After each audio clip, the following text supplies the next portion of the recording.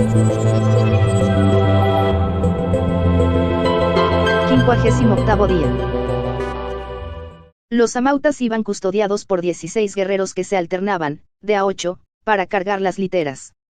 A ellos se sumaron los 6 señores de Tarsis y los 4 catalanes sobrevivientes. Al indio vaqueano no se le permitió viajar y hubo que dejarlo con los muiscas.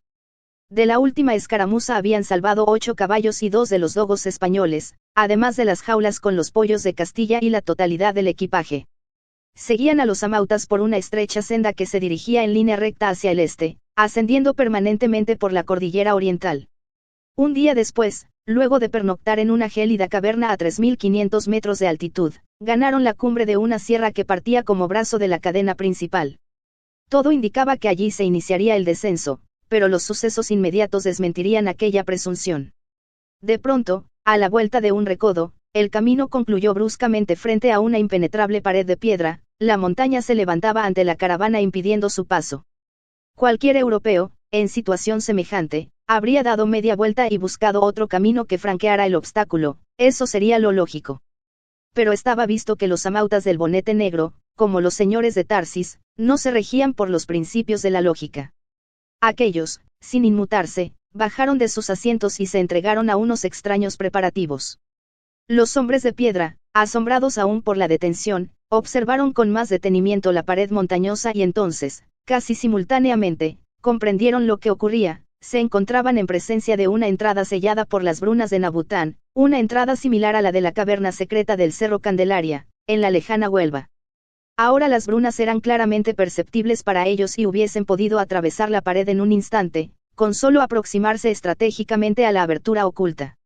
Mas, no se les escapaba que solo los iniciados hiperbóreos son capaces de efectuar aquella operación. En la casa de Tarsis solo unos pocos entre miles de descendientes habían conseguido hacerlo y eso les valió el ser considerados noyos o brayas. ¿Qué harían entonces? Dejarían abandonados a los 4 catalanes y, lo más intrigante, ¿cómo pasarían aquellos rudos guerreros, que a todas luces se veían no eran iniciados ni mucho menos? Las respuestas no tardarían en llegar. Uno de los amautas tomó un recipiente de porongo y, destapándolo, procedió a dar de beber a cada uno de los guerreros de su guardia. Minutos después el brebaje había hecho efecto y los indios estaban como hipnotizados, mirando sin pestañear pero conservando el equilibrio. Evidentemente, la droga les había privado momentáneamente de la conciencia, pues los amautas los tomaban por los hombros y los empujaban hasta las rocas de la montaña, y estos se dejaban conducir dócilmente. Pero lo más admirable para los señores de Tarsis era el observar cómo los amautas introducían al guerrero en la entrada secreta y desaparecían en el interior de las enormes piedras, para regresar enseguida a buscar al siguiente. «Dioses», exclamó Litou de Tarsis. «Si nuestra casa hubiese poseído la fórmula de esa substancia».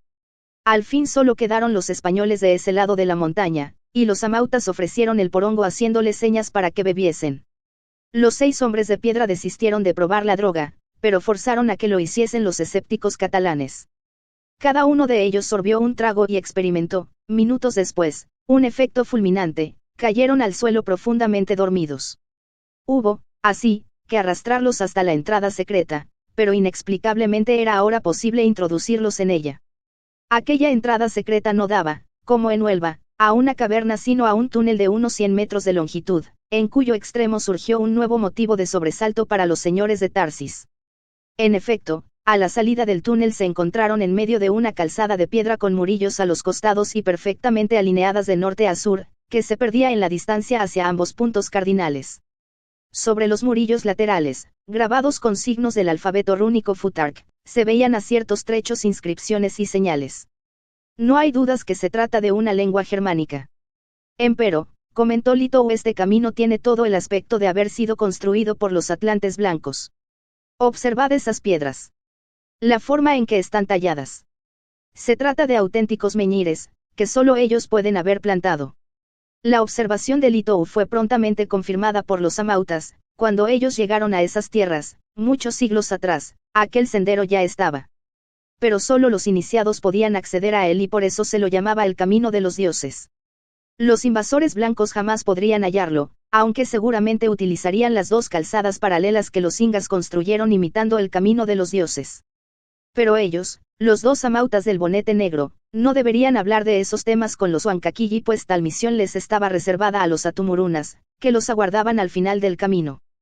La capital, Cusco, se hallaba en el centro de las 4 regiones en que se dividía el imperio incaico: al oeste, el Contisuyú; al este, el Antisuyú; al norte, de donde procedían los señores de Tarsis, estaba el Chinchasuyú; y al sur, hacia donde se orientaba el camino de los dioses, se encontraba el Collasuyu. Los 2 caminos reales hallados por los conquistadores de Pizarro, iban de norte a sur, siguiendo un trazado paralelo al camino de los dioses. La ruta costera, nacía en Tumbes y llegaba hasta Talca, en Chile; 4000 kilómetros después, la central, 1000 kilómetros más extensa, partía desde Quito y concluía en el lago Titicaca, a orillas del río Desaguadero. El camino de los dioses, mucho más oriental, también terminaba su recorrido en el lago Titicaca. Pero la diferencia radicaba en que los caminos reales eran sendas por las que se canalizaba toda la actividad del imperio; el camino de los dioses, por el contrario, era un camino secreto, solo conocido y empleado por los amautas del bonete negro, los temidos iniciados de la muerte fría Atihuañuy. El camino de los dioses mostraba un perfecto estado de conservación, rivalizando en algunos tramos de excepcional belleza con las mejores carreteras europeas. Ello se conseguía por la distribución permanente de cientos de hombres a lo largo de su recorrido, quienes se encargaban del mantenimiento de la calzada, del servicio de chasqui, y del sostenimiento de los tambos que existían cada 3 o 4 leguas.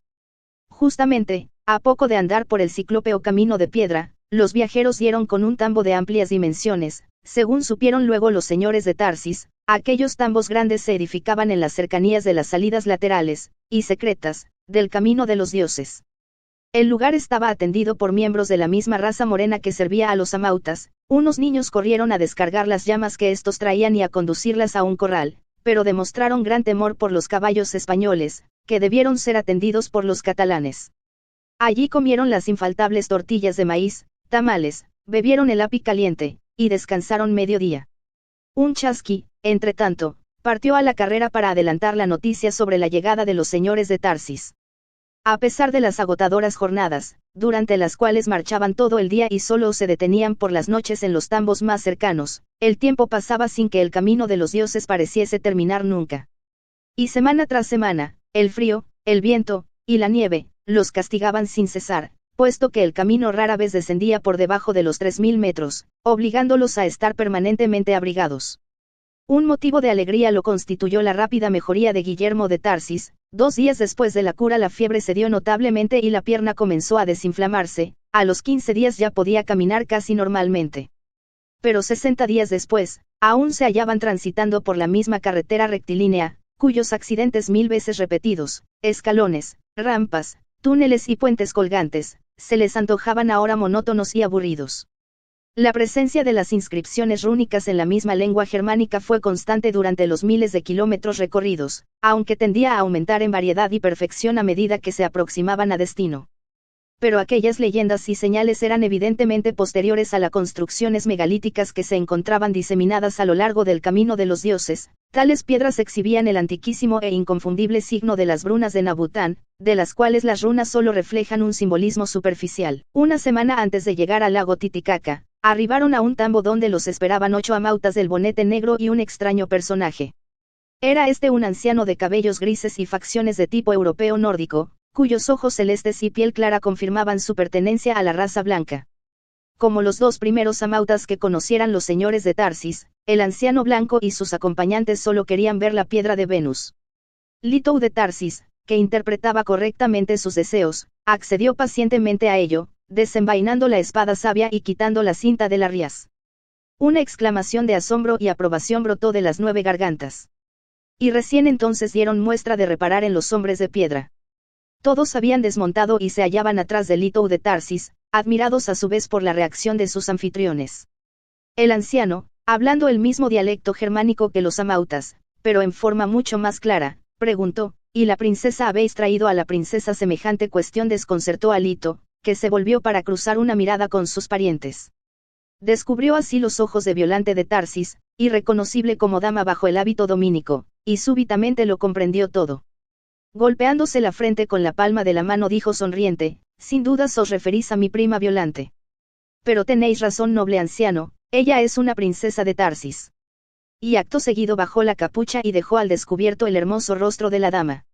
Al verla el anciano, y los 10 amautas, sonrieron a su vez y se golpearon la frente con la palma de la mano, imitando el gesto de Litou de Tarsis. Se encuentran entre Machu Picchu y Cusco, a una altura de 2.750 metros. Arriba, un grabado del año 1877 muestra un aspecto general. Abajo, el interior de las ruinas. El anciano era uno de los Atumurunas, a los que las frases en quechua, pronunciadas por Litou de Tarsis habían invocado. Mas ¿quiénes eran los Atumurunas? Según respondió el anciano, que luego del recibimiento narrado se tornó tan parco y lacónico como los amautas. Los Atumurunas pertenecían a una familia, eran miembros de la casa Inga Colman. Inga, quería decir descendiente, vale decir, que los Atumurunas eran los descendientes de Colman. Eso era comprensible, explicó Litou a los hombres de piedra, pues la partícula ing significa descendiente en las lenguas germánicas, como en merovingio o carolingio. Pero ¿y quién era Colman? El anciano se negaba a responder alegando que sus parientes se lo explicarían cuando llegasen a Coeti, la isla de la luna. ¿Dónde quedaba la isla de la luna? En el lago Titicaca, al que llegarían tras una semana de marcha. El sendero lateral que conduce desde el Camino de los Dioses hasta Cusco hacía días que lo habían dejado atrás, ahora se encontraban en una región todavía no explorada por los españoles, pero había que apurarse pues los ingas tenían noticias de que se preparaba una expedición hacia el sur. Los huancaquilli blancos llegaron justo a último momento, cuando los Atumurunas ya desesperaban de que se cumpliese la advertencia de los dioses. Y nada más que esto se le podía sacar al anciano Atumuruna. 7 días después divisaban una colosal fortaleza de piedra en lo que debía ser el extremo sur del Camino de los Dioses. El camino, en efecto, terminaba frente a la fortaleza, y esta, cuyas murallas tenían forma de media luna, se recortaba contra una montaña de inaudita altura. Sin embargo, el camino no estaba totalmente interrumpido, una salida secreta, solo apta para iniciados hiperbóreos, permitía atravesar el obstáculo. Pernoctaron allí y fueron persuadidos por el anciano para que dejasen los animales y equipaje, ya que no podrían transportarlo a la isla. Al día siguiente pasaron por la salida secreta, previa libación del misterioso brebaje por parte de los 4 catalanes y los 50 guerreros que ahora los acompañaban. Los señores de Tarsis, en cambio, solo tenían que situarse frente a la piedra y escuchar las brunas de Nabután en la lengua de los pájaros. Ellas les indicaban qué movimientos estratégicos deberían hacer para aproximarse correctamente a la salida secreta y traspasar el velo de la ilusión. Del otro lado de la montaña se encontraron a solo 5 leguas de la orilla del lago, en dirección al puerto de Carabuco. Corría entonces junio de 1535. Embarcar en las piraguas de Totora constituyó una experiencia original para los españoles, aunque los desconfiados catalanes temían irse a pique en cualquier momento. Sin embargo, 6 horas después recalaban sin problemas en la isla de la Luna. Bajaron sobre una pequeña playa, de no más de 10 pies de Castilla de ancho, bordeada por un prominente barranco de 200 varas de altura. Un angosto y visible camino en zigzag permitía subir hasta la cumbre del despeñadero, desde donde se extendía la superficie habitable de la isla. De acuerdo a las explicaciones de los amautas, sobre la isla Coeti existía un poblado fortificado y un templo. Pero ellos no iban a la superficie. Cuando todos hubieron descendido en la playa, el Atumuruna les reveló que habrían de atravesar otra entrada secreta, que se hallaba allí mismo en la pared del barranco. Nuevamente, los hombres de piedra localizaron las brunas y los catalanes tuvieron que ser drogados. Más allá de la ilusión del barranco, había un penumbroso túnel, revestido íntegramente de bloques de piedra, que declinaba en rampa y se hundía en las entrañas de la isla. Durante 20 minutos continuaron bajando, hasta que el túnel se estabilizó y los condujo al umbral de una puerta custodiada por 2 amautas del bonete negro. Al ver a los recién llegados, uno de ellos golpeó un enorme gón de plata con una masa que portaba entre sus manos. Un espectáculo inusitado se ofreció de pronto ante la azorada mirada de los españoles. Comprendieron así, que se hallaban frente a una caverna de titánicas dimensiones, tan grande que todo un poblado cabía en ella, y el sonido del gón había alertado a todos los pobladores, que ahora salían masivamente de las viviendas para observarlos con curiosidad. Casi todos, notaron los señores de Tarsis, pertenecían a la misma raza mestiza de los amautas. La salida del túnel daba a un pasillo elevado desde el cual se dominaba gran parte de la caverna, la que no estaba mejor iluminada que el corredor anterior. Bajo sus pies se desplazaban cientos de modestas casas de piedra, separadas por calles y plazas, distinguiéndose de tanto en tanto unos edificios más grandes, que debían ser palacios y templos. El Atumuruna les hizo indicaciones para que lo siguieran y tomó por el pasillo, desde el cual partían de a trechos unas escaleras talladas en la roca para descender al poblado. El pasillo dio una curva abierta y lo situó adelante de un edificio que quizá fuese el mayor de la ciudad, una amplia escalera, flanqueada por 2 tigres de piedra, permitía llegar hasta él. En la puerta los aguardaban un grupo de hombres de diversas edades, pero de vestimenta y raza semejante al anciano Atumuruna. Todos demostraban una intensa alegría por la presencia de los señores de Tarsis, y algunos, sin poderse contener, se adelantaban y les estrechaban el antebrazo, en una especie de saludo romano. Allí se retiraron los amautas del bonete negro y los Atumurunas los hicieron pasar al palacio, a una sala semicircular con gradas que daba toda la impresión de constituir un anfiteatro o un foro. Los hombres de piedra debieron acomodarse en torno a una mesa central con forma de media luna, en tanto que una docena de Atumurunas se distribuían en los peldaños. Un anciano Atumuruna, al que llamaban Tatainga y que era muchísimo más viejo que quien los guiara hasta allí, tomó la palabra y se dirigió hacia los señores de Tarsis: sé que hay uno de vosotros que comprende nuestra lengua sagrada. Eso me halaga enormemente. Nosotros, en cambio, no conocemos la vuestra y habréis de disculparnos por ello. Empero, sabemos y de dónde provenís, del mismo mundo del que vinieron nuestros antepasados, hace ya más de 600 años. Asintió Litou de Tarsis, con un gesto, y Tatainga continuó: ahora, Huancaquillis blancos, nos haréis la gracia de mostrarnos la piedra de la estrella verde. Extrajo Litou la espada sabia de su vaina y, quitando la cinta, expuso la piedra de Venus a la contemplación de los Atumurunas. Un murmullo de aprobación acompañó la exhibición, pero Tatainga se aproximó para examinarla de cerca. Se volvió luego e hizo una seña a unas bellas iniciadas que guardaban la puerta. Estas salieron y regresaron al instante trayendo una base cuadrada sobre la que descansaba un objeto, al que no se podía ver por estar cubierto por una tela blanca con guarda de esvásticas negras. Las iniciadas depositaron su carga con gran delicadeza sobre la mesa medialunada y se retiraron a sus puestos. El anciano Atumuruna quitó, entonces, la tela y los hombres de piedra pudieron observar, en el colmo del asombro, una corona germánica de hierro, en la que estaba engarzada una piedra de Venus exactamente igual a la de la espada sabia. Esta es la corona del rey Golman, afirmó Tatainga con voz respetuosa.